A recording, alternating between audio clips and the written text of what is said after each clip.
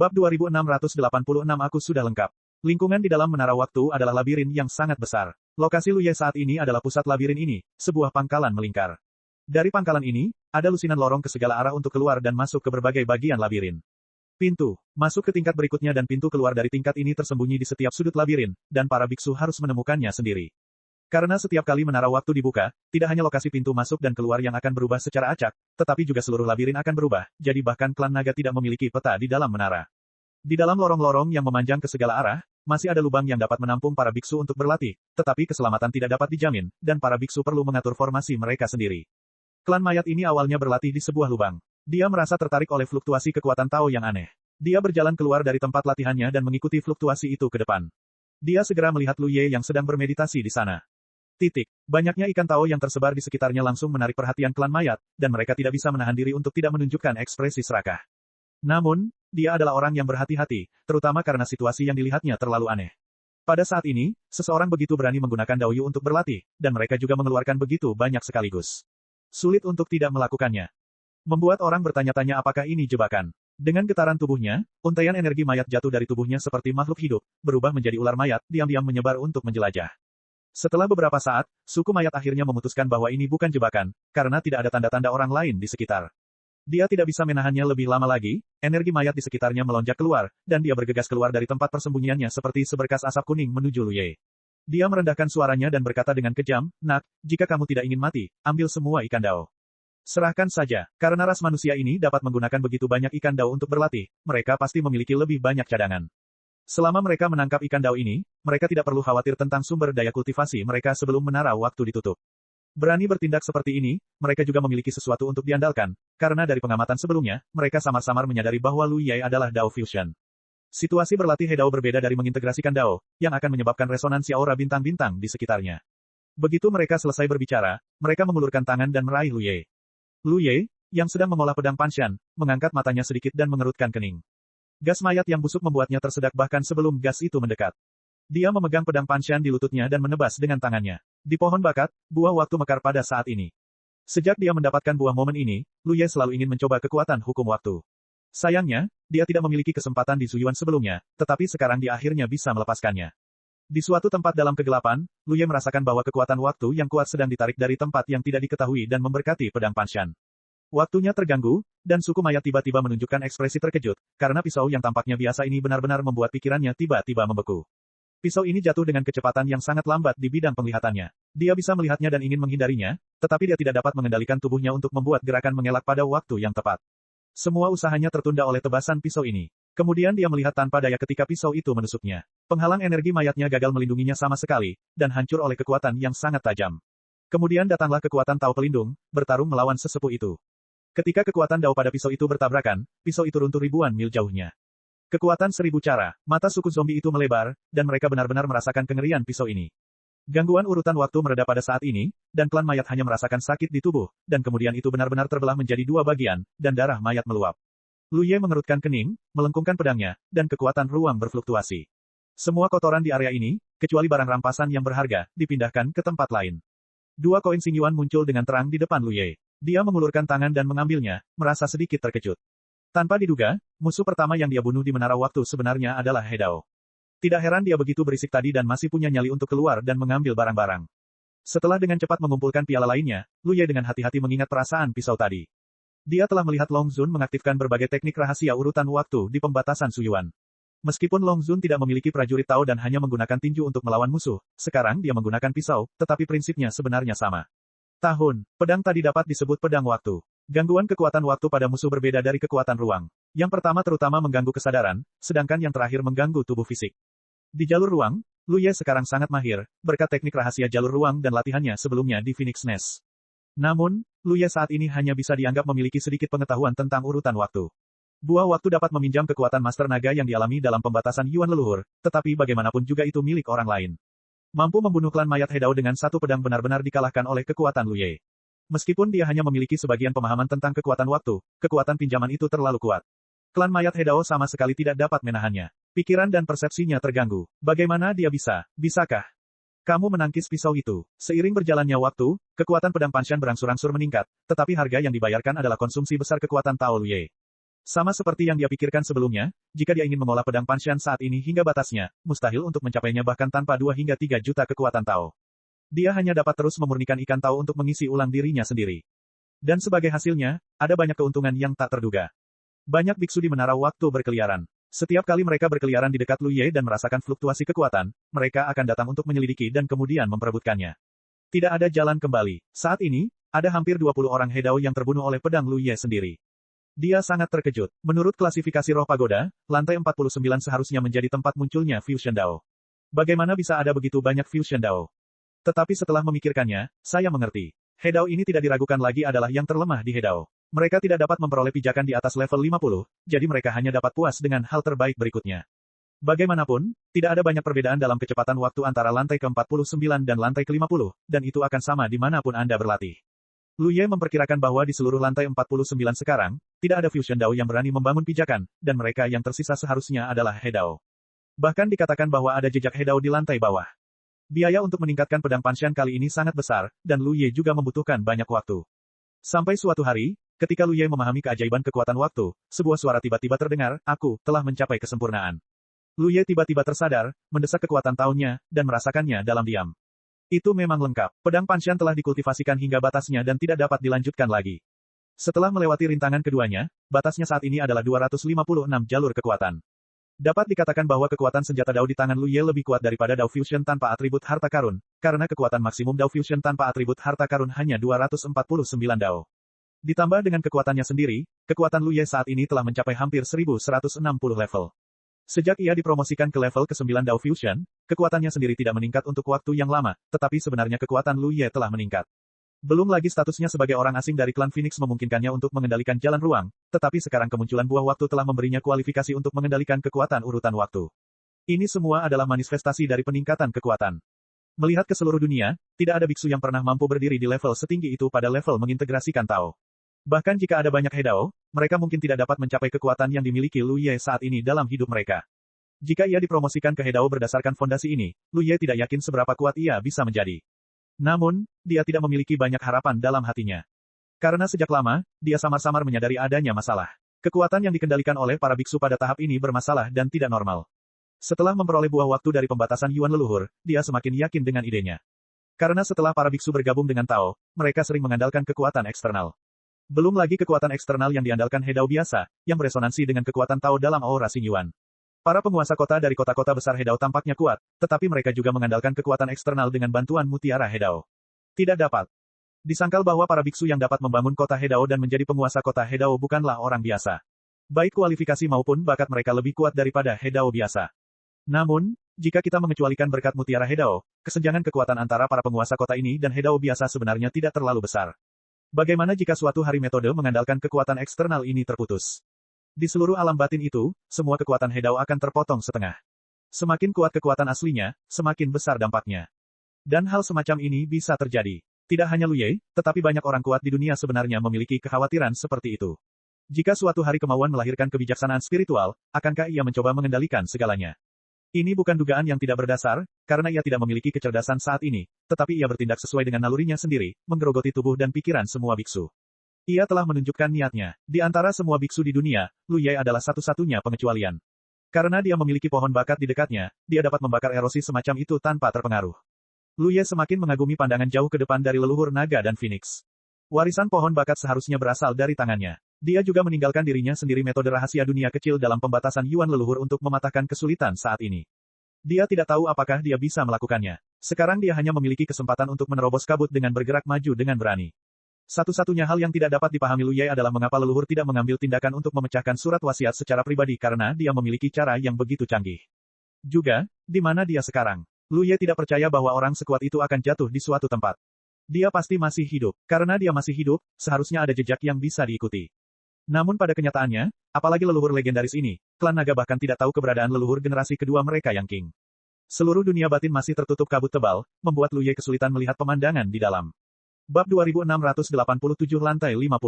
Pedang Panshan telah dikultivasikan hingga batasnya, jadi Lu Ye berhenti menunda dan mulai mencari pintu masuk ke lantai 50. Dia tidak ingin pergi ke tingkat yang lebih tinggi untuk berlatih. Saat ini, akumulasinya sendiri hampir mencapai batasnya dan dia dapat maju ke tubuh Tao kapan saja. Saat ini, latihan tidak lagi berarti banyak baginya. Hanya saja semakin tinggi Anda naik ke tingkat atas, semakin banyak Hedao, dan semakin kuat mereka, semakin banyak koin jurang bintang yang Anda dapatkan setelah membunuh mereka. Namun, ini sebenarnya bukan tugas yang mudah. Ruang di dalam menara waktu sangat luas dan merupakan labirin yang sangat besar. Jika Anda tidak beruntung, Anda mungkin tidak dapat melakukannya bahkan jika Anda menghabiskan 1 atau 2 tahun. Untungnya, Anda dapat menemukan seseorang untuk bertanya. Hedao di lantai 49 semuanya mundur dari lantai 50. Tentu saja mereka tahu cara kembali ke lantai 50. Beberapa hari kemudian, mata Lu Ye berbinar saat dia mencari, dan dia berbalik dan menuju ke satu arah. Akibat dari pertarungan di sana pun tiba, dan jelas terlihat bahwa ada pertarungan antara Hedao dan yang lainnya.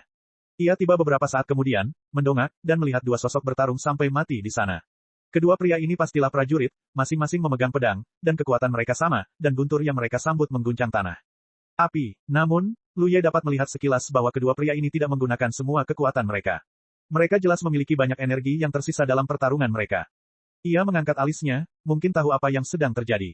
Ini dia yang lain. Biksu yang memegang pedang itu tiba-tiba menyeringai, sama sekali mengabaikan lawannya dan langsung menuju Lu Ye untuk membunuhnya. Biksu yang memegang pedang itu mengikutinya dari dekat, tetapi tidak berniat melakukan serangan diam-diam. Sebaliknya, sosoknya tidak menentu, seperti hantu. Keduanya jelas berada dalam kelompok yang sama. Mereka sengaja bertarung untuk membuat keributan dan menarik perhatian orang. Jika ada orang dengan niat jahat, mereka pasti akan berkomplot melawan mereka. Dalam sekejap mata, biksu yang memegang pedang itu bergegas ke jarak yang dekat di depan Lu Ye. Dia mengayunkan pedang panjang di tangannya dan menyerang dengan pedang seperti pedang, dan dia mengikuti dari dekat. Kemudian dia melihat Lu Ye berdiri di sana tak bergerak, ditebas oleh pedang itu. Kesempatan yang bagus. Matanya tiba-tiba berbinar. Pedang itu hanya sebuah ujian, tetapi karena dia telah mengenai musuh, dia tentu ingin memanfaatkan situasi dan mengejarnya. Dalam sekejap, kekuatan Tao melonjak ke seluruh tubuhnya dan mengalir ke pisau di tangannya. Saat berikutnya, seluruh tubuhnya membeku, hanya karena dia melihat pedangnya menebas tubuh seseorang, tetapi tidak membuat gelombang apapun, seolah-olah angin bertiup di wajahnya. Meskipun ini hanya serangan penyelidikan, tidak menggunakan seluruh kekuatannya, itu masih memiliki 70% dari kekuatannya. Bahkan jika kekuatannya lebih tinggi darinya, dia seharusnya tidak dapat mengabaikannya seperti ini. Kecuali kekuatannya jauh lebih besar darinya, kekuatan pelindung bisa begitu kuat. Dia segera menyadari bahwa ada sesuatu yang salah dan ingin mundur, tetapi sudah terlambat. Di tengah suara berdenting, cahaya pedang melintas. Prajurit yang memegang pedang berdiri diam di tempat, mempertahankan postur menyerang, dengan ekspresi ngeri. Garis darah menyebar dari pinggang kultivator yang memegang pedang, dan kemudian tubuhnya meluncur turun. Vitalitasnya belum hilang, tetapi matanya sudah dipenuhi dengan keputusasaan. Biksu yang memegang pedang yang mengikuti hanya 1 langkah lebih lambat dan mendarat di belakang rekannya. Dia membeku di tempat seolah tersambar petir, menatap Lu Ye dengan ngeri. Niat membunuh telah menguncinya, dan dia dapat yakin bahwa jika dia membuat gerakan sekecil apapun saat ini, dia mungkin segera mengikuti jejak rekan-rekannya. Dia tahu betul kekuatan rekan-rekannya. Jika mereka hampir sama dengannya, jika pihak lain dapat membunuh rekan-rekannya dengan 1 serangan, dia pasti tidak dapat menghentikan mereka. Ini hanyalah kesenjangan yang sangat besar dalam perbandingan kekuatan masing-masing. Aku meratap dalam hatiku, bagaimana mungkin ada orang sekuat itu di lantai 49. Mereka semua pecundang. Mereka mundur dari lantai 50 dan sekarang menjadi raja dan hegemon di level menara ini yang termasuk dalam Fusion Road. Apa yang terjadi dengan orang ini? Bahkan jika dia pensiun dari level yang lebih tinggi, dia seharusnya tidak berada di sini. Biksu yang memegang pedang hanya dapat memperkirakan secara acak, dan dia dapat mengatakan bahwa kultivator prajurit manusia di depannya seharusnya muncul di lantai 60 ke atas. Rasa krisis yang besar menyelimutinya, dan dia berkata pada dirinya sendiri untuk melarikan diri dengan cepat, tetapi dia tidak berani bergerak apapun di bawah kunci niat membunuh. Kemudian dia melihat dengan tak berdaya saat Lu Ye mengemasi pialanya. Bawa aku ke lantai 50 dan aku akan membuatmu tetap hidup. Lu Ye menyingkirkan pedang Panshan dan menatap biksu yang memegang pedang. Biksu yang memegang pedang itu tiba-tiba menjadi energi, dengan cepat mendapatkan kembali ketenangannya, dan menunjukkan sikap tidak berbahayanya, saudara Tao, ikuti aku. Setelah mengatakan itu, dia berbalik dan memimpin jalan. Meskipun jalan labirin itu sangat rumit, ingatan orang-orang Hedao sangat kuat. Ketika mereka mundur dari lantai 50, mereka secara alami akan mengingat semua yang mereka lalui. Dia bingung dalam hatinya, pria kuat yang seharusnya muncul di lantai 60 ini begitu kuat. Dia pasti sudah pensiun dari level yang lebih tinggi. Mengapa dia harus memimpin jalan? Dia bisa kembali sendiri. Dia tidak bisa mengerti dan tidak berani berpikir terlalu banyak. Dia takut memperlambat perbuatan baik Lu Ye, jadi dia berlari dengan kecepatan penuh. Untungnya, tempat ini bukanlah kehampaan yang luas, tetapi labirin yang berliku-liku, jika tidak, Lu Ye benar-benar tidak akan mampu mengimbangi yang lain. Ini bukan cara terbaik untuk melakukannya, dan kecepatan selalu menjadi kekurangan utama. Dalam perjalanan ke depan, Lu Ye tidak menahan diri. Sebaliknya, dia dengan tidak hati-hati menunjukkan aura harmoninya, berharap untuk menarik orang untuk datang. Biksu bersenjata pedang yang memimpin jalan tidak dapat menahan diri untuk tidak diam-diam berpikir bahwa perut kultivator prajurit manusia ini penuh dengan air yang buruk. Dia sangat kuat, tetapi dia berpura-pura menjadi jalur fusi melalui beberapa metode rahasia. Jika seseorang terpikat ke sini, itu pasti akan sial. Benar saja, di sepanjang jalan, 2 atau 3 orang yang tidak beruntung tertarik oleh alarm itu, dan kemudian biksu yang memegang pedang itu menyaksikan dengan tak berdaya saat mereka menjadi jiwa pedang Lu Ye. Hatinya dipenuhi dengan kesedihan, merasa sedih untuk orang-orang yang tidak beruntung itu, dan memikirkan situasinya sendiri, dia merasa takut dan gelisah. Meskipun Lu Ye mengatakan bahwa selama dia membawanya ke lantai 50, dia akan dapat menghindari kematian, tetapi dia mengatakannya tanpa bukti. Bagaimana dia bisa mempercayainya? Dia sangat kuat dan memiliki tinju yang besar. Jika dia benar-benar ingin menarik kembali kata-katanya, dia tidak akan memiliki ruang untuk melawan. Bahkan lebih mustahil untuk meminta orang membuat sumpah Star Abyss, yang tidak berbeda dengan mencari kematian. Setelah khawatir sepanjang jalan selama beberapa hari, mereka akhirnya membawa Lu Ye ke pintu masuk lantai 50. Itu adalah tangga yang mengarah ke atas. Itu mencapai ribuan anak tangga dan tampaknya mencapai langit.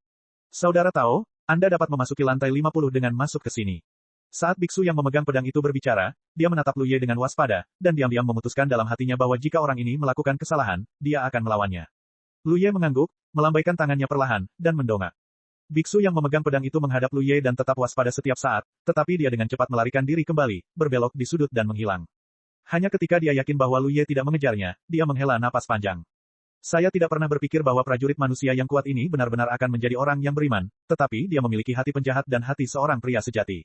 Tetapi kemudian dia memikirkan kematian rekannya dan menghela nafas. Dia tidak dapat membalas dendam, dan dia dan prajurit kultivator itu benar-benar bertemu secara kebetulan. Mereka hanya bekerja sama untuk waktu yang singkat dan tidak memiliki banyak persahabatan. Satu-satunya kesalahan adalah bahwa orang itu bergegas terlalu cepat saat itu. Jika dia adalah orang pertama yang bergegas, dia akan berdiri di sampingnya sekarang. Inilah teman itu. Pada saat ini, Lu Ye telah menyapu 50 lantai di sepanjang tangga. Saya diam-diam memutuskan untuk mencari seseorang yang telah mundur dari lantai 51 nanti, sehingga saya dapat memasuki lantai 51 kapan saja. Sering kali ada biksu yang bersembunyi untuk menyergap di pintu masuk dan keluar, tetapi Lu Ye adalah seorang ahli dalam seni dan berani, jadi dia tidak terlalu memperhatikannya. Yuran muncul di lantai 50, tetapi yang mengejutkan, tidak ada jejak di sekitarnya. Memikirkannya, pada tahap ini, para biksu sudah berada di lantai menara tempat mereka seharusnya berada, jadi mereka seharusnya jarang naik atau turun. Dia adalah satu-satunya pengecualian. Dia datang terlambat dan harus menaiki tangga sedikit demi sedikit. Tidak ada tujuan, hanya berjalan dengan langkah santai, masih tanpa rasa takut memancarkan aura harmoni diri sendiri. Hampir seharian kemudian, Lu Ye berdiri di sana dan mengerutkan kening. Dia bisa merasakan ada aura tersembunyi di dekatnya, dan aura itu telah mengikutinya secara diam-diam. Aura itu pasti tertarik padanya, tetapi orang ini tampaknya agak terlalu berhati-hati, atau dia bertindak terlalu tidak bermoral, membuat pihak lain sedikit bingung tentang situasinya. Jadi dia tidak pernah muncul. Tidak masalah untuk diawasi secara diam-diam seperti ini sepanjang waktu. Lu Ye mencoba mengikuti petunjuk untuk menemukan jejak pihak lain beberapa kali, tetapi dia tidak berhasil. Dalam analisis terakhir, masih ada celah antara alam kultivasi satu sama lain. Pihak lain harus menjadi seorang kultivator hantu. Kemampuan Lu Ye untuk menyadarinya adalah batasnya sendiri. Tidak mungkin untuk mengetahui asal-usul orang tersebut tanpa menggunakan beberapa cara. Jika demikian, di Source Spirit Aperture, kekuatan Space Tau Seed diaktifkan, dan dalam sekejap, lingkaran riak menyebar di sekelilingnya, dengan kecepatan secepat kilat. Dalam kegelapan, sepasang mata kecil menatap Lu Ye dengan ekspresi bingung. Penggarap hantu ini memang tertarik dengan aura Lu Ye. Tidaklah normal untuk bertemu dengan seorang Dao Fusion di 50 lapisan. Selain itu, sebagai seorang penggarap hantu, ia dilahirkan dengan rasa krisis yang kuat.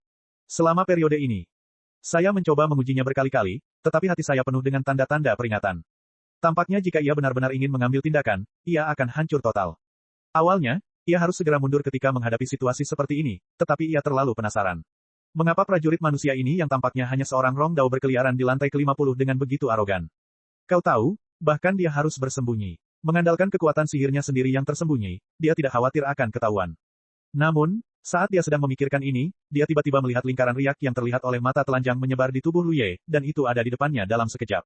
Tidak, kultivator hantu itu terkejut. Meskipun dia tidak tahu metode apa yang digunakan Lu Ye, itu jelas merupakan metode eksplorasi. Dan kemanapun riak itu lewat, ruang itu langsung terpelintir dan terlipat. Kekuatan sihirnya yang tersembunyi juga agak terkait dengan ruang. Begitu tersapu oleh riak ini, jejaknya pasti akan terungkap. Aku begitu takut sehingga aku tidak pernah menyangka bahwa orang ini memiliki kemampuan seperti itu, jadi aku tidak berani ragu lagi, sosokku terungkap, dan aku melesat pergi. Selama dia lolos 100 kaki dan berbelok di tikungan, dia dapat menghindari nasib terpengaruh oleh riak-riak itu. Namun, matanya melebar di saat berikutnya, karena jarak antara dia dan tikungan yang hanya 100 kaki jauhnya tidak cepat memendek. Dia jelas telah melarikan diri lebih dari beberapa ribu kaki. Teknik rahasia luar angkasa, Klan Phoenix. Bab 2688 masuk dan bicara. Di dunia batin, jika ada satu ras yang paling dibenci oleh para pembudidaya hantu, itu pastilah ras Phoenix. Karena cara ruang Klan Feng hanyalah musuh terbesar dari metode persembunyian pembudidaya hantu, Klan Feng selalu dapat menemukan keberadaan mereka dengan mudah. Untungnya, Tidak banyak orang Phoenix berdarah murni, dan juga sangat sedikit ras yang terkait dengan orang Phoenix, jadi kecuali Anda tidak beruntung, Anda pada dasarnya tidak dapat dijangkau. Penggarap hantu itu tidak menyangka bahwa dia akan mengalami 8 nasib buruk hari ini. Dia bertemu dengan klan Phoenix di sini. Ketika dia menyadari hal ini, dia tahu ada sesuatu yang salah. Dan menilai dari metode yang digunakan oleh pihak lain, pencapaian klan Phoenix ini dalam cara ruang cukup mengesankan. Dia menggunakan kekuatan daunnya dengan liar, tanpa ragu-ragu, dan bergetar ke segala arah, mencoba untuk memecahkan distorsi ruang. Berhasil. Setelah hanya 2 napas, ketidaknormalan di ruang itu pecah. Namun, dia membeku di tempat dan tidak berani bergerak, karena perasaan dingin menusuk lehernya dan dia ditahan dengan pisau. Ketajaman pada bilah pedang itu memberinya ilusi bahwa ia dapat memenggal kepalanya sendiri kapan saja. Bahkan tanpa melihat, kultivator hantu itu tahu apa yang terjadi di belakangnya. Kemudian sebuah suara masuk ke telinganya, apakah kau mundur dari lantai 51? Mata kecil Gui Xiu berputar-putar. Meskipun ia tidak tahu mengapa pihak lain menanyakan pertanyaan ini, nalurinya mengatakan kepadanya bahwa jawaban terbaik saat ini adalah ya. Tidak buruk, kultivator hantu itu menjawab dengan suara yang dalam. Kau bersumpah. Sudut mata Gui Xiu tiba-tiba berkedut. Tepat ketika ia berpikir tentang bagaimana mengaburkan masalah ini, ia tiba-tiba merasakan sakit di lehernya dan penglihatannya terbalik. Pikiran terakhir yang terlintas di benaknya adalah bahwa orang ini terlalu cepat untuk melakukan apapun, dan ia agak tidak tahu terima kasih. Setidaknya beri dia kesempatan untuk mengatakan sesuatu. Setelah tubuh kultivator hantu yang tanpa kepala itu, Lu Ye menyarungkan pedangnya. Karena kultivator hantu itu ragu-ragu, itu berarti ia tidak mundur dari lantai 51, dan Lu Ye tentu saja tidak akan menunjukkan belas kasihan. Bagaimanapun, ada target lain yang harus dicari, dan tidak harus kultivator hantu ini. Paling tidak, meskipun dia tidak dapat menemukan pemandu, dia masih dapat menemukan jalannya sendiri ke tingkat yang lebih tinggi. Setelah mengemasi piala, Lu Ye tiba-tiba menyadari bahwa kultivator hantu ini tidak mundur dari lantai 51. Apakah ada kemungkinan dia datang dari lantai 52? Atau seseorang dari tingkat yang lebih tinggi telah turun? Jika demikian, keraguannya saat itu adalah hal yang wajar. Ada yang salah dengan masalah Anda sendiri. Lu Ye tidak dapat menahan diri untuk menggaruk kepalanya. Sepertinya lain kali dia bertemu seseorang, dia harus menanyakan pertanyaan yang berbeda. Kesempatan itu akan segera datang. Ketika Lu Ye melewati suatu lokasi, dia tiba-tiba mencium jejak darah. Dalam kasus ini, ada sisa-sisa pertempuran sesaat setelah perang, atau ada biksu yang terluka bersembunyi di kegelapan. Lawan kemungkinan besar terluka parah, jika tidak, mustahil untuk menekan aliran energi dan darah. Ikuti jejak darah ini kemana-mana. Tidak lama kemudian, Lu Ye berdiri di depan sebuah lubang dengan sedikit terkejut, melihat sosok seputih salju duduk bersila di dalamnya. Ini adalah seorang wanita, mengenakan gaun putih panjang, dengan sosok yang melengkung dan menggerakkan, dan rambutnya tersebar di belakangnya dan diikat di pinggangnya. Gaun itu dekat dengan tubuhnya, membuat pinggangnya terlihat sangat ramping, seolah-olah dia bisa memegangnya dengan satu tangan. Namun, lekukan di bawah pinggangnya sangat dibesar-besarkan, memberi orang-orang rasa konflik visual yang besar. Bukan karena Lu Ye ingin melihatnya, tetapi karena punggungnya membelakanginya. Bau darah itu berasal dari wanita ini. Di menara waktu, kemunculan wanita seperti itu di tempat seperti itu agak tidak biasa. Bahkan jika seorang biksu menempati lubang seperti itu untuk berlatih, dia akan mengatur formasi untuk menutupinya agar tidak diganggu oleh orang lain. Namun, wanita itu tidak melakukannya. Selain itu, Lu Ye dapat merasakan bahwa wanita ini memang terluka dan auranya sedikit lemah. Ini tidak dapat dipalsukan. Sahabatku, kamu telah turun dari tingkat yang lebih tinggi. Tanya Lu Ye. Ya, ada apa denganmu? Wanita itu masih membelakangi Lu Ye, dan suaranya yang lembut keluar, seolah-olah dia mengandung kekuatan aneh. Tidak hanya itu, bahkan kekosongan itu mulai dipenuhi dengan aroma aneh, yang membuat darah orang-orang mengalir deras. Punggung wanita ini begitu cantik sehingga membuat orang lupa untuk pergi. Pada saat ini, kecantikan ini tampaknya diperbesar tanpa batas. Sudah, saya ingin meminta rekan Tao untuk membawa saya ke tingkat yang lebih tinggi. Lu Ye berkata dengan jujur. Bukan karena dia seorang wanita, dia bersikap sangat sopan. Ada juga kultivator wanita di antara para Hedao yang dia bunuh sebelumnya. Namun, semua Hedao yang dia bunuh sebelumnya mengambil inisiatif untuk menyerangnya, termasuk kultivator hantu tadi, yang telah menunjukkan niat jahatnya. Wanita, ini tidak bergerak sedikit pun, jadi kita bisa membicarakannya. Apakah kamu ingin naik ke level yang lebih tinggi? Tanya wanita itu, suaranya masih sangat lembut. Tidak masalah, masuklah dan bicara. Oke, Lu Ye mengangguk, dan sambil menjawab, dia memeriksa pohon bakat dan melihat asap mengepul dari waktu ke waktu. Terjadi benturan keras kekuatan Dao, dan setelah beberapa kali suara dentuman, semuanya kembali tenang. 10 tarikan napas kemudian, Lu Ye duduk tegak, dengan wanita itu duduk beberapa kaki di depannya. Sebenarnya, Lu Ye mengira wajah wanita ini jelek sebelumnya, jadi dia menunjukkannya kembali. Namun sekarang ketika dia menatapnya, dia menyadari bahwa dia salah. Wanita ini tidak hanya tidak jelek, dia sebenarnya sangat cantik, dan dia lemah dan mempesona. Kecantikan sangat menarik bagi pria manapun. Bahkan jika Lu Ye meliriknya beberapa kali lagi, dia tidak bisa menahan detak jantungnya. Namun, saat ini, ada jejak darah yang tersisa di sudut mulutnya, yang jelas karena kekalahannya dalam pertarungan dengan Lu Ye tadi. Ini membuat napasnya terasa semakin kosong. Lu Ye akhirnya mengerti mengapa wanita ini berani tinggal di sini dengan terang-terangan, bahkan tanpa menyiapkan formasi untuk menutupinya.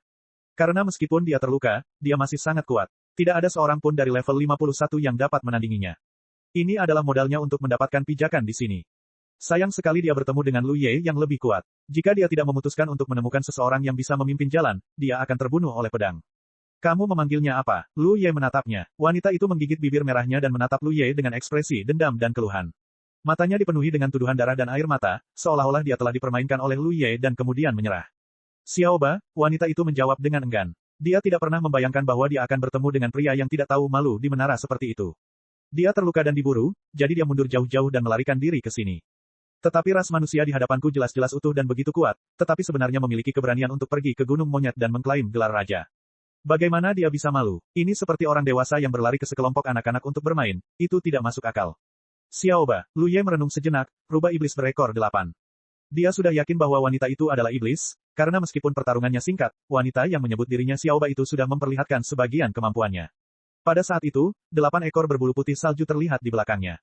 Ditambah dengan pesona tak terlihat yang digunakan wanita itu, dan sikapnya saat ini yang membuatku merasa kasihan, Lu Ye tidak dapat memikirkan ras lain selain klan iblis rubah yang mungkin dia ikuti. Nama ini tidak dapat tidak mengingatkannya pada Xiao Jiu di Kyushu, dan dia tidak tahu seperti apa situasi di sana setelah bertahun-tahun meninggalkan Singkong.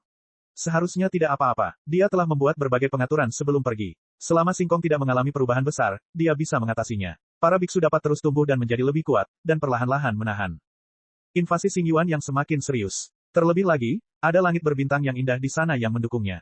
Manusia Lu Ye menangkupkan tinjunya dan memberi hormat. Apa yang kamu inginkan? Xiaoba menatap Lu Ye dengan waspada, tetapi pesona alaminya membuat kewaspadaannya terlihat sangat menawan. Dia benar-benar tidak menyangka bahwa dia akan berada dalam posisi yang kurang menguntungkan di tempat seperti ini. Sekarang semua orang berjuang untuknya, dan orang lain itu adalah seorang pria, dia tidak bisa menahan perasaan sedikit gugup. Meskipun Lu Ye tidak banyak menunjukkannya, tidak ada yang bisa memastikan apa yang sedang dipikirkannya. Bagaimana jika dia adalah orang yang sok suci dan tiba-tiba kebinatangannya menjadi jelas? Apa yang aku inginkan tergantung pada jawaban yang kamu berikan kepadaku. Jawaban? Jawaban apa? Xiaoba mengerutkan kening, sedikit bingung. Dari level mana kamu turun? Tidak mungkin itu level sebelumnya. Xiaoba mengerutkan kening. Lu Ye mengangkat tangannya dan memegang gagang pisau Panshan, kamu harus memikirkannya sebelum menjawab. Mata Xiaoba berkedut dan dia menggertakkan giginya, 72 lantai. Dia awalnya muncul di lantai 70 saat memasuki menara waktu. Kemudian, dia naik 2 lantai. Akibatnya, dia bertemu dengan beberapa musuh dan diburu di sepanjang jalan. Dia tidak punya pilihan selain melarikan diri ke bawah. Mata Lu Ye berbinar, ini benar-benar kejutan yang tidak terduga. Dia awalnya berencana untuk mencari mereka yang telah mundur dari lantai sebelumnya setiap kali dia mencapai lantai, dan kemudian membiarkan orang lain membantu membimbingnya, sehingga dia tidak berkeliaran dan membuang-buang waktu. Siapa yang mengira bahwa Xiaoba yang ditemuinya benar-benar telah turun dari lantai 72? Ini adalah satu langkah di tempat. Ekspresi Lu Ye segera menjadi ramah, rekan Taois Xiaoba, saya ingin meminta bantuan Anda. Mata Xiaoba tertuju pada tangan kanan Lu Ye yang memegang pisau, dan hatinya penuh dengan kepahitan, apa yang bisa aku bantu? Mari kita bicarakan. Jika sudah keterlaluan, dia lebih baik mati. Bawa aku ke lantai 72. Jika kamu mundur dari sana, kamu harus ingat jalan kembali. Ketika Xiaoba mendengar ini, dia menatap Lu Ye dengan ekspresi bingung. Setelah beberapa saat, dia akhirnya berkata, kamu mundur dari lantai mana? Menurut pikirannya, Lu Ye mungkin mundur dari lantai 70. Kalau begitu, dia bisa kembali melalui jalan yang sama seperti saat dia datang, mengapa dia harus membantu memimpin jalan? Katakan saja apakah kau setuju atau tidak. Lu Ye mengusap gagang pisau dengan tidak sabar. Si rubah iblis ini berbicara terlalu banyak. Hanya itu. Hanya itu. Xiaoba masih tidak percaya, tetapi jelas bahwa dia tidak ingin bertanya lebih banyak saat ini, jadi dia hanya bisa berkata, lalu apa manfaatnya bagiku? Apakah tetap hidup adalah hal yang baik? Lu Ye menatapnya tanpa ekspresi. Xiaoba langsung menyerah dan berkata, lupakan saja. Bagaimana mungkin dia tidak merasakan ancaman yang dalam kata-kata itu? Dia akhirnya yakin bahwa ras manusia ini tidak memiliki pikiran lain tentangnya. Jika dia tidak bekerja sama, pedang hitam panjangnya mungkin benar-benar menyerangnya lagi. Bab 2689 Penyergapan. Di menara waktu, rubah iblis berekor 8 berjalan tergesa-gesa, auranya lemah, energi dan darahnya tidak stabil, dan bau darah samar menyebar di sekelilingnya. Dia menggertakkan giginya, wajahnya penuh kebencian, dan dia menutupi dadanya dengan tangannya, seolah-olah dia telah sangat dipermalukan. Prajurit manusia bernama Lu Ye itu memiliki hati yang gelap. Aku sudah menyetujui permintaannya, tetapi orang itu sebenarnya tidak mengizinkanku untuk menyembuhkan. Dia tidak hanya tidak diizinkan untuk melakukannya, dia juga dengan sengaja membuat luka pada dirinya sendiri, menciptakan luka. Ada kekuatan yang sangat aneh yang tersisa di luka itu. Bahkan jika dia sangat kuat, dia tidak bisa menghilangkannya dalam waktu singkat, yang membuatnya tidak dapat menahan aura berdarah yang keluar dari tubuhnya. Dalam hal ini, dia masih harus berkeliaran di bawah instruksi prajurit itu. Dia akhirnya mengerti mengapa Lu Ye bersikeras padanya untuk memimpin jalan ke lantai 72. Dia benar-benar memperlakukan dirinya sendiri seperti ikan untuk memancing. Sayangnya, meskipun ada perkelahian dan hidup dan mati di Menara Waktu, tujuan utama para biksu memasuki Menara Waktu sebenarnya adalah untuk berlatih, karena sangat jarang memiliki lingkungan di mana aliran waktu diperbesar puluhan atau ratusan kali lipat. Melihat seluruh dunia batin. Dapat dikatakan bahwa selain keluarga ini, tidak ada titik koma lainnya. Poin pentingnya adalah bahwa klan naga cukup murah hati dan bersedia untuk berbagi dengan orang lain. Oleh karena itu, bahkan jika ada korban di Menara Waktu selama bertahun-tahun, mereka sebenarnya tidak terlalu besar. Tetapi pembudidaya prajurit manusia itu hanyalah seorang algojo yang haus darah. Rubah iblis berekor 8 mengikutinya selama beberapa waktu dan melihat banyak hedao dipancing keluar dan kemudian dibunuh di tempat. Setidaknya puluhan hedao harus mati di setiap level sebelum dia berhenti dan pindah ke level berikutnya. Anda harus tahu bahwa ada 30.000 biksu yang memasuki Menara Waktu kali ini, dan sekitar 10.000 di antaranya adalah hedao. 10.000 hedao ini tersebar di 50 lantai. Meskipun mereka tidak terdistribusi secara merata, jumlah orang berkurang saat Anda naik, tetapi sekarang hanya ada sekitar 300 orang di setiap tingkat menara pada tahap ini. Sudah ada beberapa korban sebelumnya, tetapi sekarang korban tiba-tiba meningkat. Jika keadaan terus seperti ini, kali ini Menara Waktu mungkin akan memiliki tingkat korban tertinggi. Rubah iblis berekor 8 tidak dapat menahan apapun. Dia tiba-tiba berhenti dan melihat ke samping dengan kasihan. Di lokasi itu, sesosok bergegas keluar, tidak diragukan lagi tertarik oleh bau darah di tubuhnya. Orang ini bersembunyi dan mengamati secara diam-diam untuk sementara waktu, dan akhirnya tidak bisa tidak mengambil tindakan. Hanya dari kekuatan Tao yang mengalir deras di sekitar hedao, rubah iblis berekor 8 itu dapat mengetahui bahwa kekuatan lawannya cukup bagus, dan bahwa dalam serangan diam-diam ini, ia sangat ahli dalam seni serangan yang menggelegar, dan mampu mendekat dalam sekejap. Rubah iblis berekor 8 itu tidak hanya tidak mencoba untuk melawan, ia bahkan tidak bermaksud untuk bergerak. Ia hanya menatap pihak lain dengan semakin banyak rasa kasihan di matanya. Kasihan? Akhir-akhir ini, ia telah melihat terlalu banyak adegan belalang sembah yang mengintai jangkrik dan burung oriole di belakangnya, dan ia adalah jangkrik itu. Ketika ia pertama kali menghadapi situasi ini, ia secara naluriah akan melawan, tetapi dimarahi dengan keras oleh Lu Ye dan tidak lagi berani melakukan hal lain.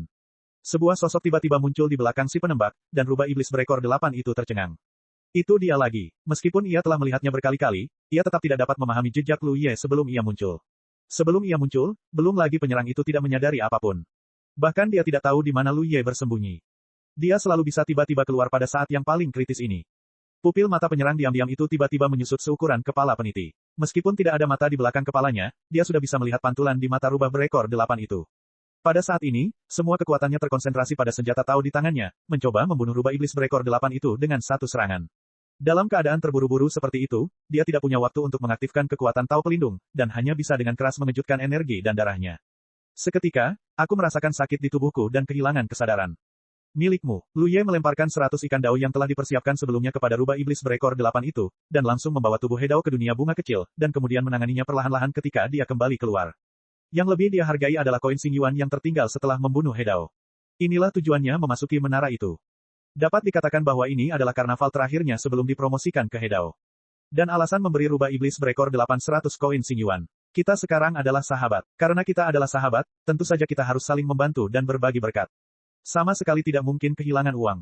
Para biksu yang akan memasuki menara waktu untuk berlatih pada dasarnya akan menyiapkan beberapa ikan Tao, belum lagi warisan para biksu yang terbunuh ini tidak hanya ikan Tao. Alasan mengapa rubah iblis berekor 8 tidak diizinkan untuk mengambil tindakan adalah karena begitu dia mengganggu pertempuran, jumlah koin Xingyuan yang diperolehnya dapat berkurang.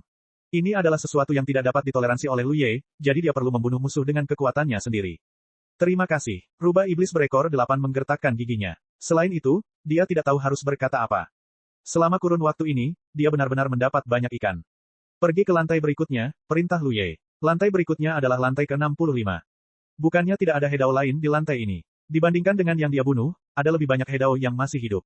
Tapi bagaimanapun juga, Lu Ye bukanlah orang yang suka membunuh dan tidak mungkin membunuh semua orang yang terlihat. Yang dia bunuh hanyalah musuh yang berinisiatif menyerang satu-satunya, teman, berharganya dengan niat jahat. Aku telah berkeliaran di lantai ini selama beberapa hari, dan tidak masuk akal untuk terus maju hanya untuk memancing orang tadi. Jadi lebih baik pergi ke lantai berikutnya. Kamu adalah bosnya, dan semua orang mendengarkanmu. Yawei menanggapi dengan nada aneh yang tak terlukiskan. Setelah bergaul selama kurun waktu tersebut, dia akhirnya menyadari bahwa meskipun prajurit manusia ini memiliki hati, dia sebenarnya tidak sulit untuk diajak bergaul. Dia pernah bertukar beberapa patah kata, tetapi pihak lain tidak bereaksi sama sekali. Memimpin jalan di depan, ketika dia menoleh, Lu Ye menghilang lagi. Dia masih tidak mengerti apa metodenya. Lu Ye jelas seorang kultivator militer, jadi bagaimana dia bisa begitu pandai menyembunyikan dirinya? Anda harus tahu bahwa bahkan jika Anda seorang kultivator hantu, dia dapat mendeteksi beberapa petunjuk, tetapi sekarang dia merasa bahwa Lu Ye tampaknya tidak ada sama sekali. Tetapi dia tahu bahwa Lu Ye ada di dekatnya. Setiap kali dia menghadapi bahaya, pria kotor ini akan segera keluar dan memberikan pukulan fatal kepada musuh. Apakah kamu perpaduan Tao atau gabungan Tao? 8 ekor akhirnya tidak dapat menahan pertanyaan di dalam hatinya. Melalui pengamatannya selama periode ini, dia samar-samar merasa bahwa Lu Ye tampaknya bukan seorang Hedao, tetapi jika dia bukan seorang Hedao, bagaimana dia bisa begitu kuat? Dia pernah bertarung sebentar dengan Lu Ye sebelumnya, dan dia berpikir bahwa bahkan jika dia kembali ke puncaknya, itu juga tidak bisa menjadi lawannya. Bagaimana mungkin ada jalur fusi yang aneh di dunia ini? Dia tidak mendapat tanggapan. 8 ekor sudah terbiasa dengannya dan memimpin jalan dengan santai. Berhasil memasuki lantai 65. Lantai 65 adalah garis pemisah lainnya. Kekuatan Hedao yang ditemui di sini jelas lebih kuat daripada yang di bawah lantai 65. Jika Hedao yang ditemui Lu Ye sebelumnya dapat diselesaikan dengan serangan diam-diam, maka mungkin 2 atau 3 tebasan diperlukan saat ini. Masalahnya tidak terlalu besar, kita masih tak terkalahkan, dan koin Xing Yuan terus terkumpul. Karnaval terakhir ini memang membawa banyak hadiah bagi Lu Ye. Koin Star Abyss yang diperoleh di Menara Waktu saja dapat ditukar dengan banyak harta karun. Namun, Lu Ye pusing ketika memikirkan jumlah harta karun atribut yang dibutuhkan untuk mengubah pohon bakat. Dia tidak tahu bahwa butuh waktu bertahun-tahun dan berbulan-bulan untuk mengumpulkannya. Namun, semakin sering hal ini terjadi, semakin besar harapan Lu Ye. Dia telah menemukan asal-usul warisan pohon bakat. Begitu harta karun dari tangan leluhur naga dan Phoenix ini berubah lagi, pasti akan berada di level harta karun, dan mungkin akan ada beberapa perubahan kualitatif saat itu. Waktu berlalu. Di tangga menuju lantai atas, sosok Lu Ye dan Ba Wei melesat maju. Dalam beberapa hari terakhir, mereka berdua telah berjuang melewati beberapa lantai lagi. Tempat ini sudah berada di lantai 69, dan lantai berikutnya adalah lantai 70. Namun, Lu Ye menduga bahwa dia mungkin tidak dapat melewati terlalu banyak lantai. Saat ini, dia membunuh musuh dengan mudah, terutama karena musuh yang dia temui pada dasarnya sendirian. Para biksu datang ke Menara Waktu terutama untuk berlatih, jadi kebanyakan dari mereka tersebar di lokasi yang berbeda. Selain itu, ada juga umpan ekor 8 untuk bekerja sama dengan godaan. Yang perlu dia lakukan adalah memberikan pukulan fatal kepada musuh saat dia muncul. Namun saat dia sampai di sini, Hedao yang dia temui sangat kuat. Hal ini dapat dilihat dari jumlah koin Xing Yuan yang dia peroleh dari membunuh musuh. Saat pertama kali membunuh musuh, dia hanya memiliki 2 koin, tetapi sekarang dia telah membunuh 1. Hedao pada dasarnya memiliki 3 atau 4 keping. Lu Ye sadar diri, meskipun kekuatannya bagus di level Hedao, itu jauh dari arogansi dan mendominasi. Oleh karena itu, tidak banyak ruang tersisa baginya untuk menerobos, jadi dia lebih menghargainya. Di depan pintu masuk, Batsuo masuk lebih dulu. Lu Ye hendak melangkah untuk mengikutinya, tetapi tiba-tiba dia mengerutkan kening, karena saat ekor 8 melangkah ke lantai 70, akibat dari kekuatan itu tiba-tiba datang dari atas. Dia diserang. Ketika pikirannya berbalik, dia melihat sosok berekor 8 itu terjatuh ke belakang dalam keadaan malu, pakaiannya yang seputih salju berlumuran darah. Dia memiliki ekspresi marah di wajahnya, ada penyergapan. Aku tidak pernah menyangka akan ada penyergapan di pintu masuk ke lantai ini. Kamu harus tahu bahwa dia mengikuti Lu Ye dari lantai 51 dan belum pernah menghadapi hal seperti itu, jadi meskipun dia cukup waspada, dia tidak dapat mempersiapkannya. Jika dia tidak mundur dengan cepat, dia pasti sudah mati sekarang. Apakah ada jebakan dalam pikiran orang-orang Hedao yang menyergapmu di pintu masuk? Sudah saatnya, mengapa kau di sini untuk menyergapku jika kau tidak berlatih? Kemudian dia melihat Lu Ye dengan mengancam mengangkat pisaunya untuk membunuhnya. Jangan, sebelum Ba Wei bisa menyelesaikan kata-katanya, sosok Lu Ye menghilang. Lu Ye tidak hanya berani. Alasan utamanya adalah karena dia tidak membuka tokonya selama beberapa hari. Ketika dia mendengar bahwa seseorang menyergap satu-satunya temannya di atas, dia tidak tahan lagi. Jika orang-orang ini melukai teman-teman mereka, mereka harus membayar harga yang mahal untuk itu. Selain itu, 8 ekor yang terluka dapat kembali, jadi tidak mungkin hidupnya akan dalam bahaya. Dia berpikir bahwa bahkan jika ada penyergapan di atas, jumlahnya tidak akan terlalu banyak. Tetapi dia langsung bingung ketika dia muncul. 7 atau 8 sosok dari segala arah mengepung pintu keluar, dan ketika mereka melihatnya muncul, mereka menggunakan berbagai metode untuk menyerangnya. Dari sekian banyak metode itu, hanya 2 yang bersifat ofensif dan membunuh, dan yang lainnya semuanya untuk menahan dan mengurung. Mengapa ada begitu banyak orang? Tanpa berpikir panjang, dia secara naluriah mengayunkan pedangnya dan menebas dengan liar. Meskipun dia menahan sebagian serangan itu, lebih banyak serangan masih menimpanya, menyebabkan tubuhnya gemetar. Untungnya, serangan-serangan ini tidak semuanya merupakan serangan serang dan bunuh, kalau tidak, dia tidak akan mampu menahannya. Bab 2690 Pemblokiran. Sosok Lu Ye langsung menjadi stagnan, karena banyak serangan yang baru saja datang adalah jenis pengekangan. Pemahaman muncul di benaknya. Orang-orang ini tidak bermaksud membunuh orang, mereka bermaksud menangkap mereka hidup-hidup. Tidak heran Kyuubi selamat sekarang. Ketiadaan. Teriak Lu Ye segera. Di celah roh sumber, kekuatan benih taur ruang angkasa diaktifkan. Kekuatan ruang angkasa memenuhi udara. Ruang tempat dia berada terdistorsi dan bentuk tubuhnya memudar. Ada banyak rahasia ruang angkasa, dan rahasia kekosongan ini hanyalah penggunaan kekuatan ruang yang luar biasa. Itu dapat menyatukan diri untuk sementara dengan ruang tempat seseorang berada, yang merupakan cara terbaik untuk menghadapi situasi saat ini. Sebagian besar kekuatan pengekangan dan pengekangan tiba-tiba berkurang setengahnya, dan awan kabut darah keluar dari tubuh Lu Ye, dan dia meluncur turun seperti ikan loah. Ini membuatnya melarikan diri. Salah satu dari banyak Hedao yang mengambil tindakan menatap, wajahnya penuh dengan ketidakpercayaan. Sama sekali tidak ada masalah dengan kerja sama mereka. Dapat dikatakan bahwa siapapun yang jatuh ke dalam guci tidak dapat melarikan diri, dan hanya akan ditangkap. Namun, saya tidak ingin melewatkannya. Itu tampaknya adalah kekuatan ruang. Hedao lainnya mengerutkan kening. Berhenti bicara omong kosong, cepat dan kejar. Orang ketiga bergegas turun saat dia berbicara. Ketika Lu Ye keluar dari pintu masuk, dia berbalik dan mengerutkan kening. Hanya karena di bagian bawah tangga, serangkaian mesin ki yang kuat berkumpul di sisi ini, setidaknya ada selusin dari mereka. Orang-orang ini tidak tahu di mana mereka bersembunyi sebelumnya, tetapi sekarang mereka semua waspada. Yang tidak dipahami Lu Ye adalah apakah Hedao ini tertarik oleh gerakan di atas, atau apakah mereka berada dalam kelompok yang sama dengan orang-orang di atas. Di bagian bawah tangga, bayangan putih berubah menjadi aliran cahaya dan melarikan diri ke satu arah. Anehnya, itu adalah 8 ekor yang mundur satu langkah di depannya. Orang ini jelas menyadari bahwa situasinya tidak baik dan melarikan diri dengan panik. Dia bahkan tidak punya waktu untuk menyapanya. Suami istri bagaikan burung di hutan yang sama, mereka terbang terpisah saat terjadi bencana, belum lagi mereka hanya bertemu secara kebetulan. Tanpa waktu untuk berpikir, Lu Ye jatuh dengan cepat, berbalik dan terbang ke satu arah. Kemanapun dia berlari saat itu, ada rintangan yang menghalanginya, jadi dia hanya bisa memilih arah secara acak. Hedao yang bergegas dari posisi ini adalah Zerg, seolah-olah jangkrik telah berubah menjadi bentuk manusia, dengan 2 pasang sayap transparan mengembang di belakangnya, dan wajahnya yang seperti manusia penuh dengan niat membunuh yang haus darah. Lu Ye, dia menggertakkan giginya dan menggeram saat dia mendekat dengan cepat. Lu Ye tampak serius. Ketika dia diserang oleh serangan diam-diam sebelumnya, dia tidak terlalu memikirkannya, tetapi ketika Zerg ini secara langsung memanggil namanya, ada sesuatu yang salah. Serangan diam-diam ini, ditujukan padaku. Penampakan Sui Jiu segera muncul di benak Lu Ye. Alasan mengapa aku memikirkan orang ini secara alami karena klan Zerg. 2 klan darah Zerg tidak dapat dipisahkan, dan orang yang menyerangnya tadi juga merupakan klan Zerg. Selama pertempuran di papan catur langit berbintang hari itu, Lu Ye terpaksa membiarkan hantu Blood Glam menempati tubuhnya untuk bertarung melawan Yun Siwang yang memegang pedang Tianxuan. Pada saat itulah Sui Jiu melihat potensi besar dari tubuh fisiknya, jadi meskipun dia kemudian dikalahkan oleh Ba Qiu, dia masih dengan enggan mencoba menyerang kota Yuanxi, dan tidak mundur sampai dia merasakan aura Nichilian. Orang ini tampaknya sangat peduli dengan tubuh fisiknya, jadi dia mengambil alih urusan saat ini. Bukan rahasia lagi bahwa dia dibawa pergi oleh penguasa Phoenix hari itu. Dia pernah terlihat di Dragon City sebelumnya dan memiliki hubungan dekat dengan beberapa anggota klan Phoenix. Jika dia menjadi target seseorang yang tertarik, Blood Guild dapat dengan mudah mengetahui bahwa dia akan memasuki Tower of Time. Jadi, Hedao yang melakukan serangan diam-diam di level sebelumnya dan mereka yang menyerang sekarang semuanya mengikuti perintah Blood Guilty untuk menghadapinya di Tower of Time. Tidak heran serangan-serangan tadi sebagian besar bertipe menahan dan memenjarakan. Mereka ingin menangkap diri mereka sendiri hidup-hidup. Jika demikian, maka rencana terhadapnya ini telah diluncurkan sejak Tower of Time dibuka. Hanya saja dia berada di Ancestral Abyss saat itu, dan orang-orang Blood Guilty tidak dapat menemukan keberadaannya di menara. Dan ketika dia bekerja sama dengan Eight Tails dalam serangan diam-diam untuk membunuh musuh, dia mungkin terlihat oleh salah satu bawahan Blood Guilty, dan itulah yang terjadi. Orang-orang ini yakin bahwa mereka akan memasuki lantai 70, jadi mereka menyiapkan penyergapan terlebih dahulu, dan hanya menunggu mereka muncul, mereka akan menyerang dengan guntur. Jika kecerdasan mereka tidak salah dan mereka tidak tahu bahwa mereka cukup ahli dalam hal ruang, mereka akan berada dalam masalah kali ini. Dalam kilatan petir, banyak pikiran melintas di benak Lu Ye. Dia telah mendekati Zerg, pedang panjangnya terhunus, kekuatan ruang mengalir, dan kekuatan Tao melonjak bersamanya. Pisau itu sangat dekat, pisau panjang itu menebas dan mendarat di leher lawan, mematahkan kekuatan pelindung lawan.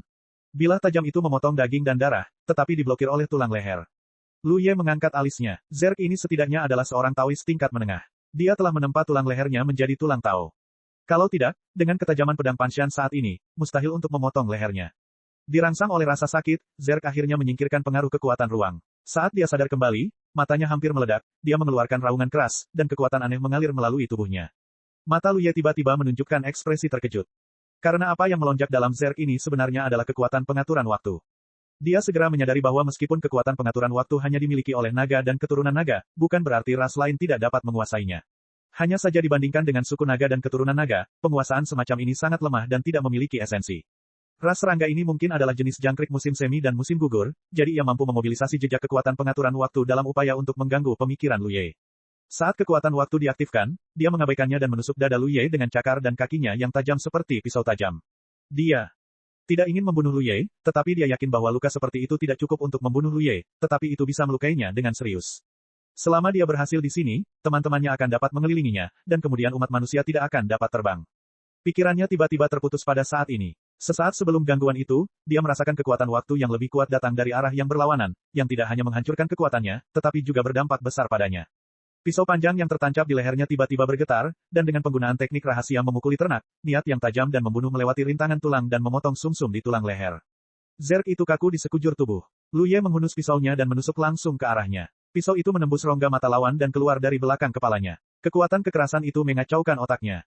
Penghancuran kehidupan. Lu Ye dengan mudah melemparkan tubuhnya ke dunia bunga kecil, mengumpulkan koin Xingyuan, dan berlari ke depan. Kejar! Seseorang berteriak dengan marah, saling mengejar. Sosok-sosok mendekat dari segala arah. Lu Ye bahkan memperhatikan bahwa di pintu masuk lantai 7 atau 8 mesin Qi yang kuat muncul. Itu adalah serangan diam-diam tadi. Gengnya, mereka benar-benar membunuh mereka juga. Labirin itu rumit, dan Lu Ye tidak punya waktu untuk membedakan arah saat ini, jadi dia hanya bisa mengikuti tren. Tidak lama setelah berjalan, dia bertemu Hedao lain. Orang ini bukan Zerg, tetapi vampir. Saat mereka saling melihat dari kejauhan, vampir itu menjadi pucat karena terkejut dan berbalik serta pergi. Dia tidak ingin mencegat Lu Ye di sini, karena penguasa darah telah memberikan instruksi sebelum kejadian ini. Dalam aksi ini, semua vampir, terlepas dari kekuatannya, hanya akan menyerang dan tidak berpartisipasi dalam pertarungan. Manusia Lu Ye tidak tahu apa artinya. Garis keturunan klan vampir, dan sifat sucinya sangat kuat. Setiap vampir yang menghadapinya tidak akan berakhir dengan baik. Jadi vampir ini benar-benar tidak menyangka akan mengalami nasib buruk seperti itu, terutama karena lingkungan labirin terlalu rumit, dan mereka saling bertabrakan saat berjalan. Sekarang setelah dia bertemu musuh, bagaimana Lu Ye bisa melepaskannya? Dia mengambil pisaunya dan mengejarnya.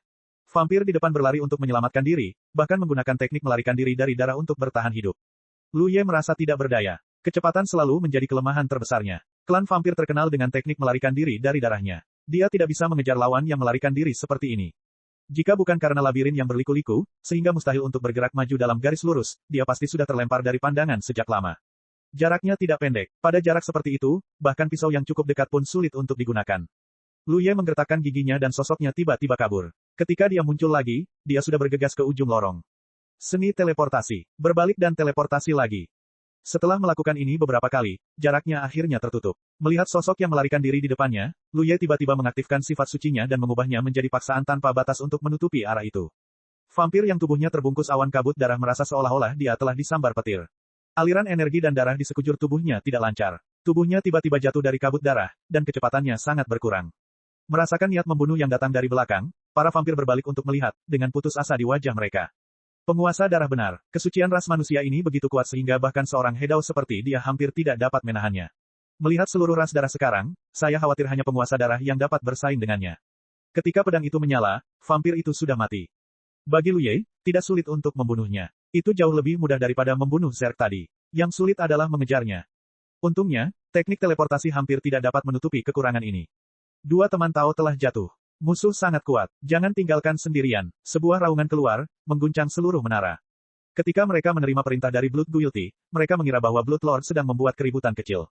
Dia baru saja menangkap ras manusia yang tidak dikenal, jadi mengapa begitu banyak orang perlu bertindak bersama.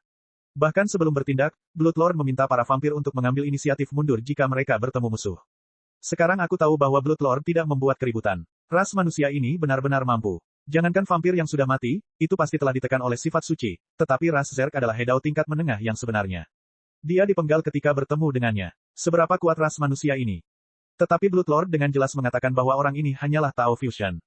Apakah ini benar-benar jalur fusi? Di mana orang itu? Mengapa dia tiba-tiba menghilang? Siapa yang bisa merasakan energi orang itu? Segel pintu masuk dan keluar dengan cepat. Kita tidak boleh membiarkannya melarikan diri. Dia harus diblokir di lantai ini. Seruan teriakan datang dari segala arah, dan banyak Hedao berkumpul dalam kelompok 2 dan 3 dan bergegas ke segala arah. Dalam kegelapan, Lu Ye, yang mengisolasi dirinya dengan kekuatan ruang, mengerutkan kening. Situasinya menjadi sedikit buruk. Hedao yang ditemuinya kali ini tidak biasa-biasa saja. Pasti ada beberapa yang lebih kuat darinya. Akan merepotkan untuk bertemu mereka satu lawan satu, belum lagi mereka masih berkomunikasi satu sama lain dari jarak jauh. Cek.